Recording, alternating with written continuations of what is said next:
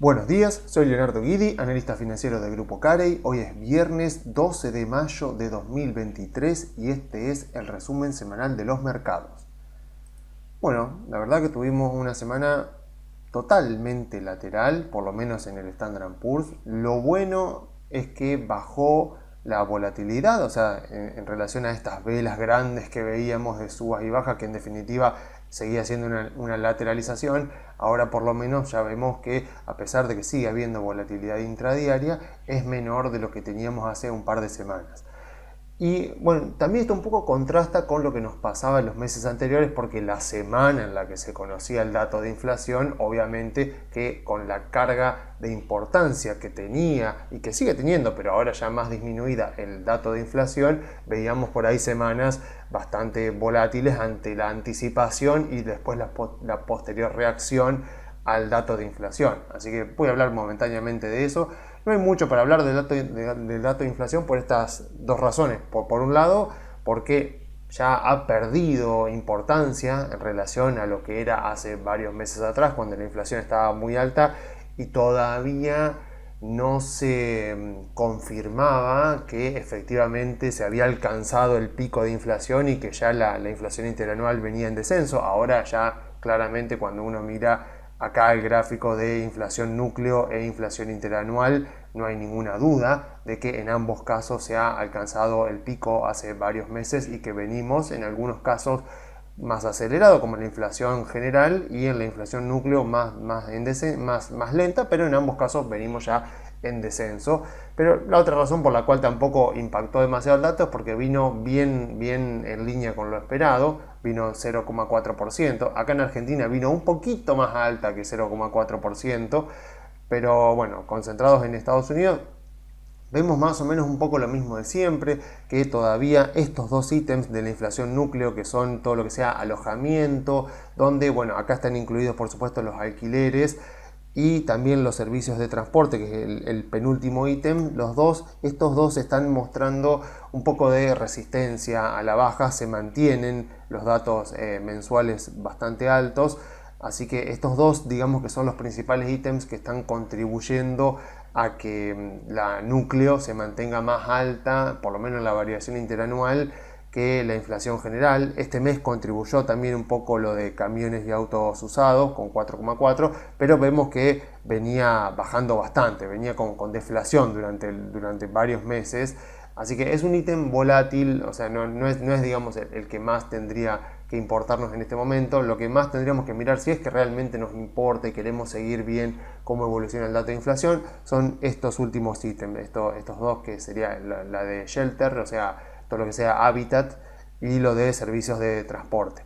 Lo de principalmente todo el tema de inmobiliario, lo que se dice es que, bueno, que va a tardar un poco más en bajar por el tema de los precios de la vivienda, que a medida que bajan los precios de las viviendas, eso eventualmente se trasladará a una baja de los alquileres, y que va a tardar un poco más. Entonces, bueno, que la inflación núcleo va a persistir un poco más elevada de lo que lo ha hecho la inflación general, porque vemos incluso que hoy tenemos a la tasa de inflación de la Fed en el 5% y la inflación núcleo ya está en 4,9, perdón, la inflación general ya está en 4,9, mientras que la núcleo está en 5,5. O sea que la inflación general ya está por debajo de la tasa de la Fed. Así que, de seguir así, pronto, tal vez en unos 2-3 meses, ya tendremos tal vez a la inflación general en un 4% y la Reserva Federal con la tasa todavía en 5%, o sea que ya el mercado va a empezar a presionar para que baje la tasa. Entonces, la pregunta es, bueno, ¿por qué el mercado no reacciona? ¿Qué está pasando? Que el mercado sigue lateralizando ya desde abril, llegó hasta ahí y viene lateralizando ya. Todo el tema de la crisis de los bancos regionales, bueno, ya obviamente que se siguen teniendo dudas con respecto a algunos bancos, pero ya no es noticia, digamos, ya si pasa algo ya tendría que estar bastante incorporado en los precios, porque ya estamos hablando de eso, o sea, se habla, hay artículos periodísticos todos los días. Y bueno, pero aún así vemos al Standard & Poor's que sigue lateralizando ahí hace ya un mes y medio y no se mueve. Entonces, ¿qué pasa con el mercado? O sea, no cree que la inflación efectivamente vaya a bajar, O sea, cree que la Reserva Federal va a subir la tasa de interés, porque esa podría ser otra, ¿no? Que el mercado crea que la Reserva Federal va a volver a subir la tasa en la próxima reunión y que por esa razón es que todavía no estamos viendo una suba ya mucho más cerca del récord histórico, que al Standard & Poor's todavía le falta bastante para llegar al último récord histórico, como vemos acá, y no lo estamos viendo. Entonces podemos decir ¿qué es lo que está pasando? ¿Qué es lo que el mercado está descontando? ¿Qué espera que pase? Bueno, con respecto a la Reserva Federal, lo que podemos decir es que la Reserva Federal en este momento está en una coyuntura donde no puede ni subir la tasa ni bajarla tampoco. O sea, no puede seguir subiendo la tasa porque, por un lado, ya llegó a su valor objetivo que había dicho en alguna conferencia Powell, con lo cual, digamos que podría decir que ya cumplieron con lo que dijeron, para que después en el archivo quede que ellos dijeron 5 y llegaron hasta 5. O sea que,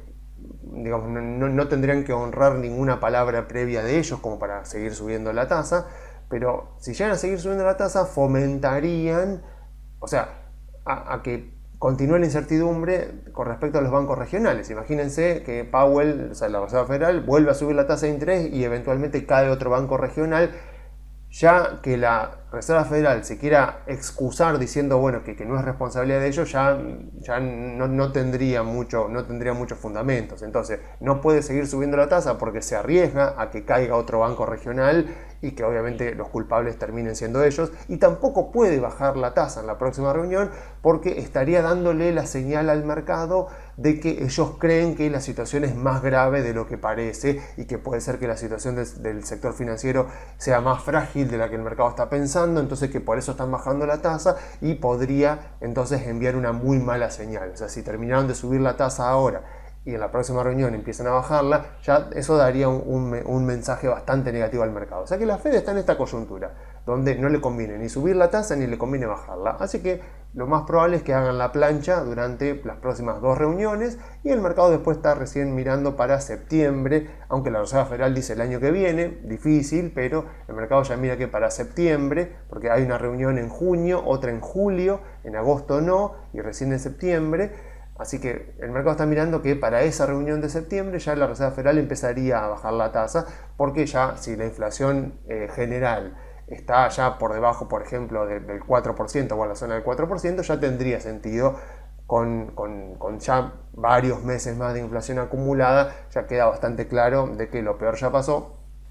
y ya tendría sentido entonces que empiecen a bajar la tasa. De hecho, como siempre decimos, la inflación es un fenómeno monetario. Si uno mira la variación interanual de la M2 en Estados Unidos, o sea, de la oferta monetaria en Estados Unidos,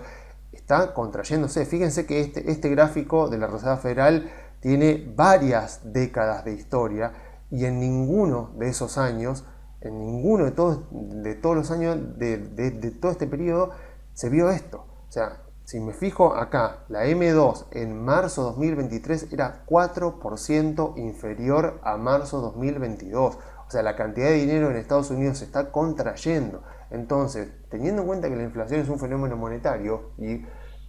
que es el resultado de la cantidad de dinero creciendo de manera más rápida de la que crece la cantidad de bienes y servicios. Si yo miro que la cantidad de dinero en Estados Unidos en marzo 2023 era 4% menor a la de marzo 2022, no tengo fundamento monetario para considerar que se puede llegar a volver a acelerar la inflación. Así que el mercado ya tendría que estar tranquilo de que la inflación, lo peor ya pasó, que va a ir poco a poco convergiendo al promedio histórico y que eventualmente la Reserva Federal deberá ir acompañando esa baja de la inflación con bajas de tasas de interés. Cabe entonces preguntarnos qué pasa, que las acciones no han vuelto a hacer otro rally, que no siguen recuperándose, que las vemos ahí bastante laterales durante varios meses. Bueno, por un lado, una de las cosas que podemos decir es que obviamente en el índice, nosotros vemos esto en el índice, pero no pasa así en todos los sectores. O sea, incluso si yo me voy al Nasdaq, voy a ver que la situación es bastante diferente. O sea, vemos que el Nasdaq no está lateral en absoluto, viene recuperándose. Si yo tomo desde el principio del año, más o menos acá en la línea esta punteada roja, si yo tomo, tengo más o menos un 22% de suba en el año. Esto, por supuesto, no es, o sea, no es más que una recuperación, porque si tengo que fijarme también le queda bastante al Nasdaq para recuperar, pero claramente las acciones que forman parte de los sectores y las industrias que más fueron golpeadas el año pasado son las que más se están recuperando en este momento, pero bueno, todavía como que le falta. Y el Standard & Poor's, por supuesto, que pondera de una manera más igualitaria a todos los sectores del mercado, todavía no está reflejando eso, a pesar de que si miramos Apple, por ejemplo, que es la locomotora del Standard & Poor's y del Nasdaq, está teniendo un muy buen año. Aún así, bueno, vemos esto. Entonces, a ver, la lógica, o sea, la explicación lógica es que todavía hay mucho miedo y mucho escepticismo entre los inversores de Estados Unidos porque la inflación sigue siendo, a pesar de que ya está en 4,9, aunque la núcleo sigue arriba de 5, sigue siendo históricamente alta. Claro, nosotros lo miramos desde Argentina y nos parecería raro, ¿no?, que un estadounidense esté asustado con una inflación del 5% anual, pero bueno, si tenemos en cuenta que ellos 40 años sin inflación y de repente ahora tienen que acostumbrarse a vivir con un poco más de inflación que la que tenían, bueno, esto los ha llevado a aumentar mucho su aversión a riesgo. O sea, esto es típico de estos momentos de principios de mercados alcista. O sea, si a eso le sumamos, por supuesto, las quiebras bancarias, que aumentaron bastante la incertidumbre. O sea, imagínense, como ya lo hemos comentado, cuando se empiezan a producir quiebras bancarias, cuando empieza a haber una crisis en la industria bancaria, esa crisis, a diferencia de las crisis que hay en otros sectores, tienen la capacidad de propagarse al resto de la economía, porque los bancos, por supuesto, son los mecanismos de financiamiento de las empresas de las otras industrias. Entonces, si caen los bancos, se caen los mecanismos de financiamiento de las empresas de las otras industrias, y ahí es cuando una crisis que surge en una crisis financiera se termina convirtiendo en una crisis generalizada, como lo vimos perfectamente en el año 2007 a 2008.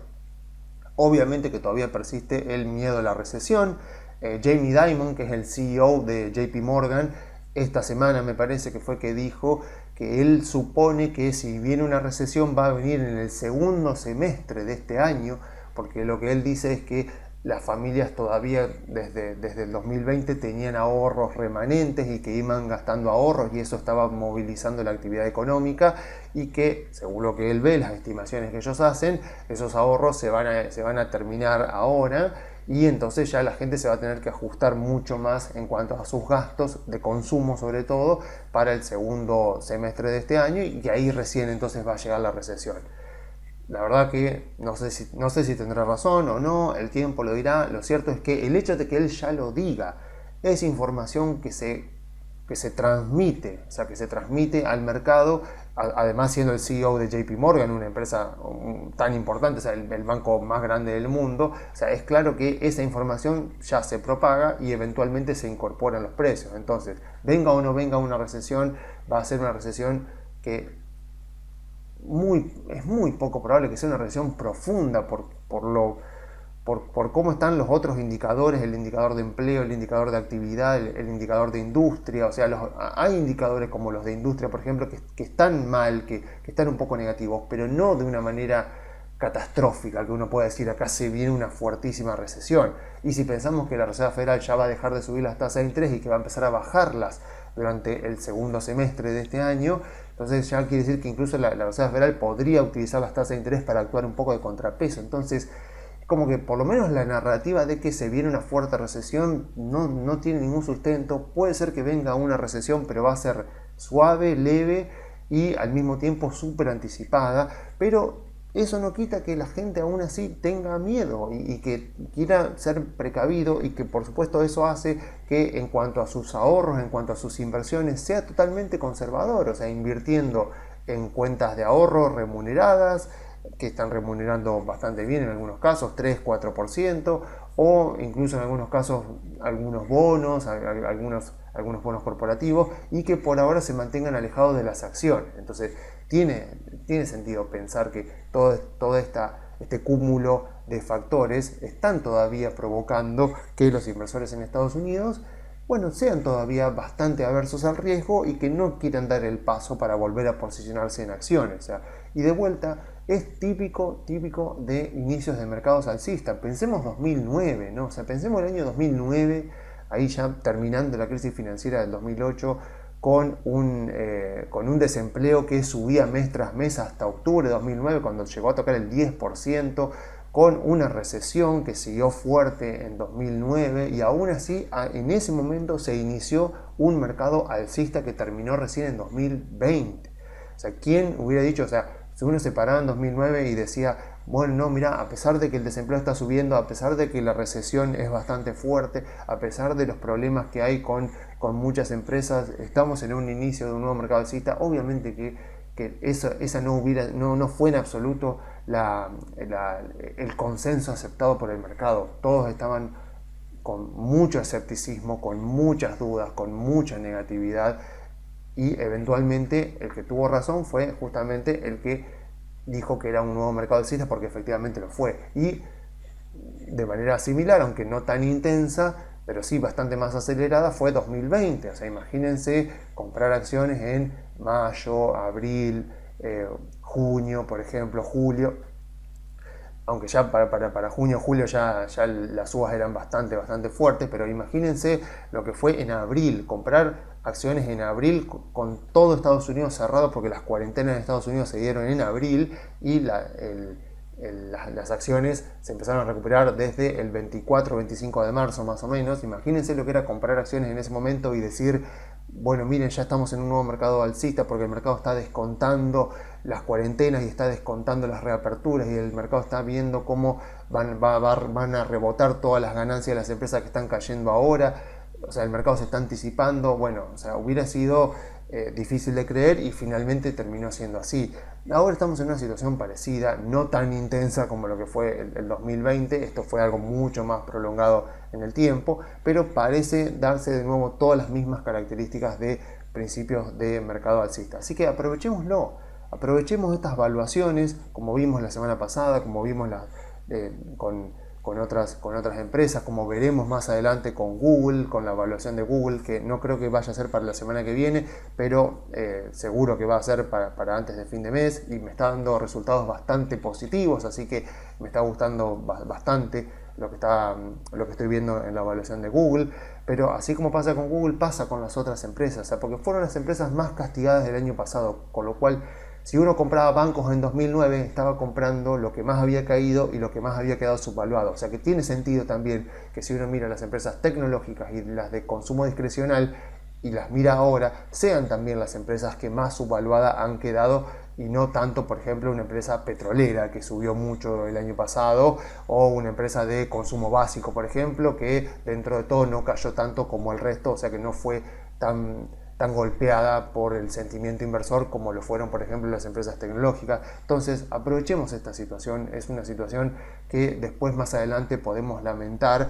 porque encontrar buenas empresas de buena calidad, con buenas gerencias, con buenos negocios, con ventajas competitivas, con una situación muy solvente en cuanto a la cantidad de deuda que tienen, o sea, y encontrar todo eso a una evaluación muy baja es raro en el mercado. O sea, no siempre se encuentra,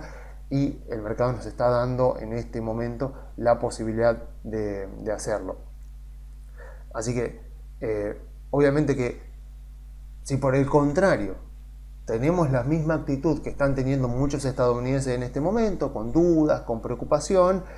y bueno, vamos a estar nuevamente aplicando esa estrategia de la que ya hemos hablado, que consiste en esperar a que todo se aclare para invertir. Uno puede decir, mira, sí, la verdad, muy lindo los CDRs, estoy viendo que las acciones de Estados Unidos han subido, pero todavía no me convence, le tengo miedo a la recesión, a que puede ser una recesión fuerte, a que la Reserva Federal siga subiendo las tasas, así que mejor voy a esperar un poquito hasta que aclare para invertir. Bueno,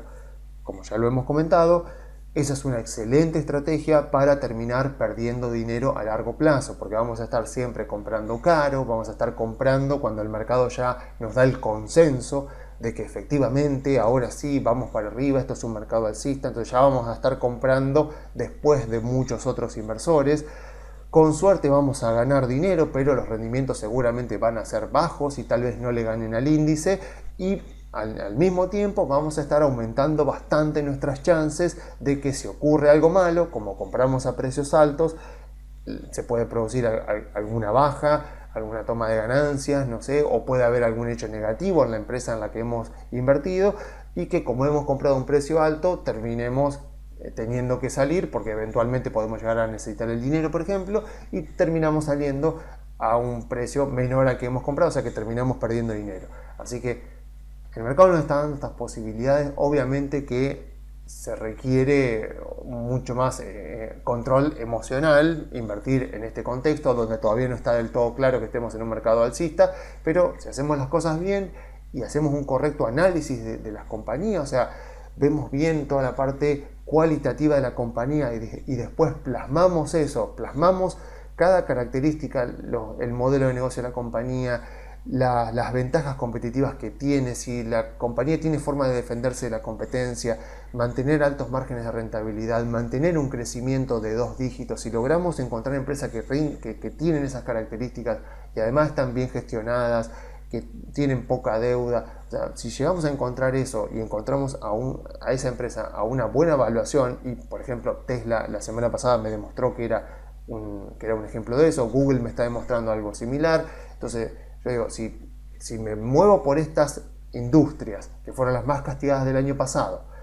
y empiezo a buscar las empresas de mejor calidad en todas esas industrias, las que rinden todas estas características, puede ser que invierto ahora y voy a estar teniendo esa ventaja de que voy a estar invirtiendo con una expectativa de rendimiento que es proporcionalmente mayor al riesgo que estoy asumiendo. O sea que necesariamente uno te dice, para obtener una mayor rentabilidad tenés que asumir un mayor riesgo. Bueno, no necesariamente, porque si uno aprovecha estos contextos de mercado tan escépticos, tan dudosos, para buscar empresas que estén creciendo, que tengan altos rendimientos del capital, ante la expectativa de que el costo del capital va a bajar porque la Reserva Federal va a bajar las tasas de interés, y yo aprovecho esta coyuntura y encuentro esas empresas e invierto en ellas en este momento, la probabilidad de que eventualmente dentro de un año y medio yo esté perdiendo dinero es realmente baja. Como el mercado es impredecible a corto plazo, capaz que compro y la empresa baja y estoy perdiendo dinero una semana, un mes, 2 meses, eso puede llegar a pasar. Son cosas que vienen dentro de la inversión en acciones, o sea que sabemos que pasa porque las acciones se mueven así. Pero si uno ha hecho bien su trabajo previo, a largo plazo sabe que la empresa tiene ventajas competitivas, que está en una industria que crece, tiene buenos márgenes de rentabilidad, tiene buen rendimiento sobre el capital y eventualmente todo eso va a ser reflejado tarde o temprano por las acciones en el mercado. O sea que si hago eso, estoy invirtiendo con bastante más probabilidad de ganar dinero que de perderlo. Así que por hoy dejamos acá en Estados Unidos. Y de Argentina mucho, la verdad, no tengo para hablar. Hoy se conoció el dato de inflación, arriba del 8%, la verdad que... Y todo indica que mayo también va a venir alta. Dijeron que estaba arriba de 3% la inflación de la primera semana de mayo. Así que bueno, estamos en una espiral acelerada de inflación. Por eso es que a mí me cuesta creer, obviamente, que uno tiene la posibilidad en este momento, o sea, estamos en situaciones parecidas a Estados Unidos con un montón de variables diferentes, pero también estamos en una situación en Argentina en la cual tenemos empresas,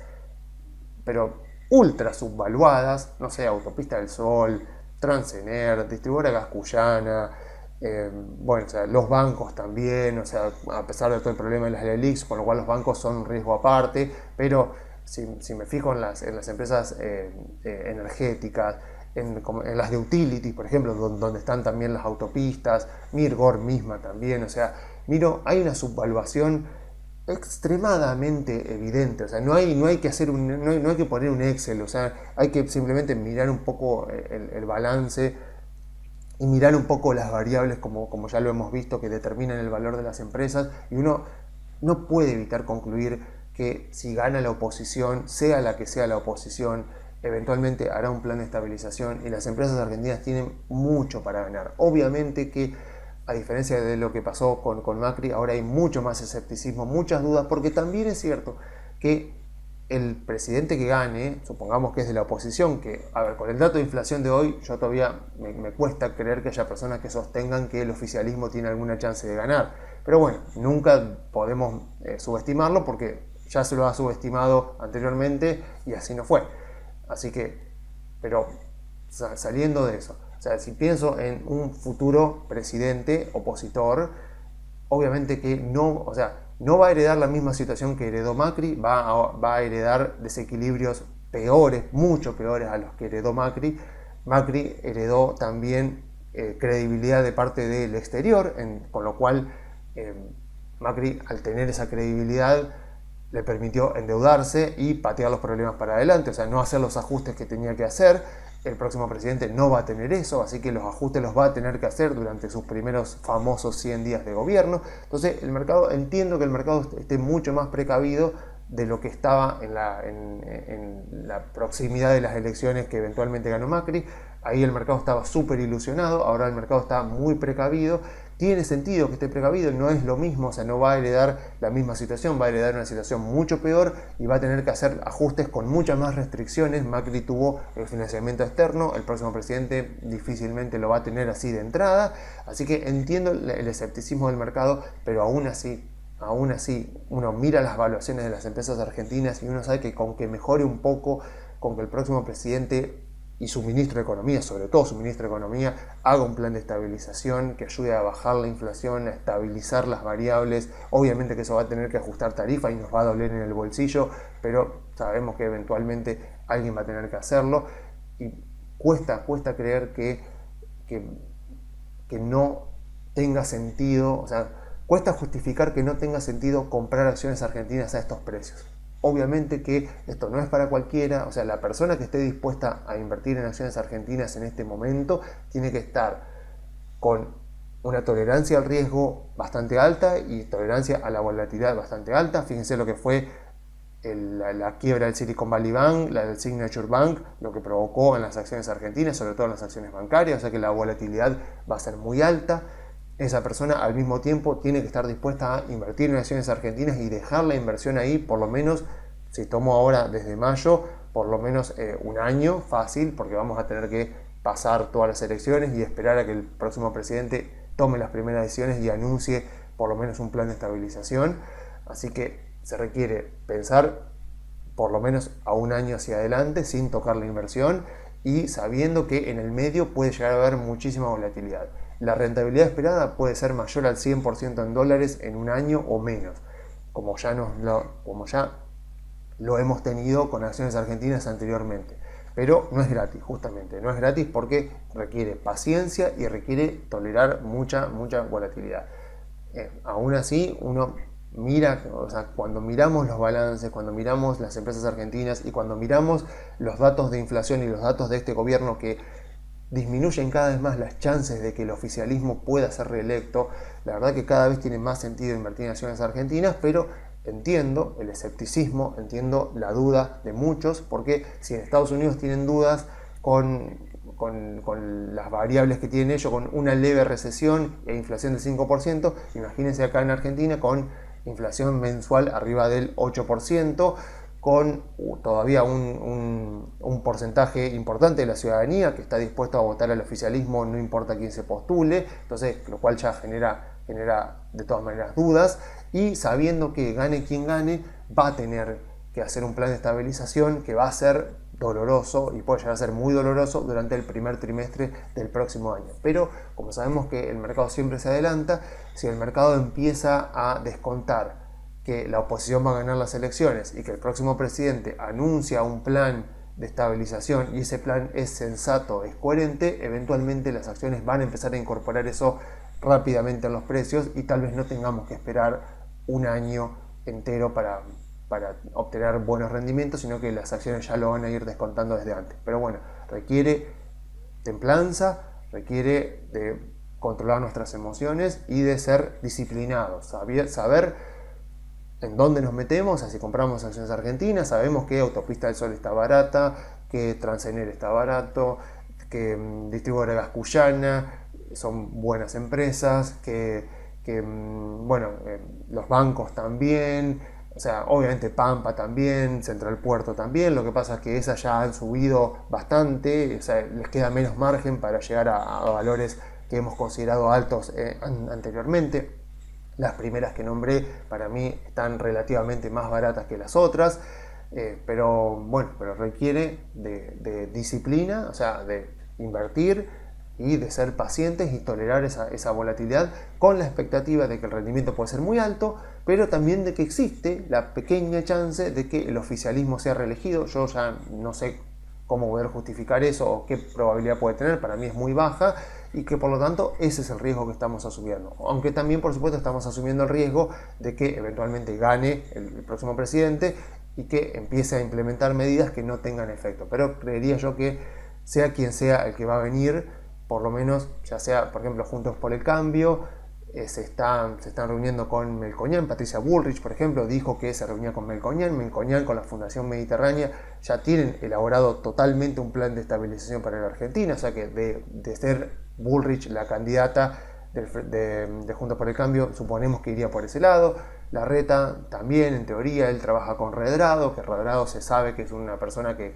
tiene capacidades técnicas, así que bueno, eventualmente, sea quien sea el que gane la oposición, ni que hablar de Milei, por supuesto que él es economista, pero sea quien sea el que gane la oposición, asumimos que no van a cometer los errores que cometió Macri, y eso ya es mucho decir, porque bueno, ya vimos cómo terminó lo de Macri, esperemos que no vuelva a ocurrir. Así que tengamos en cuenta esto para las elecciones argentinas. Y bueno,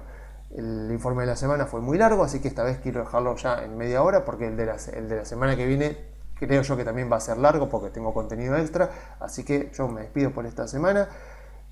Si quieren comunicarse pueden enviar un mail a info@grupocari.com.ar o a contacto@grupocari.com.ar.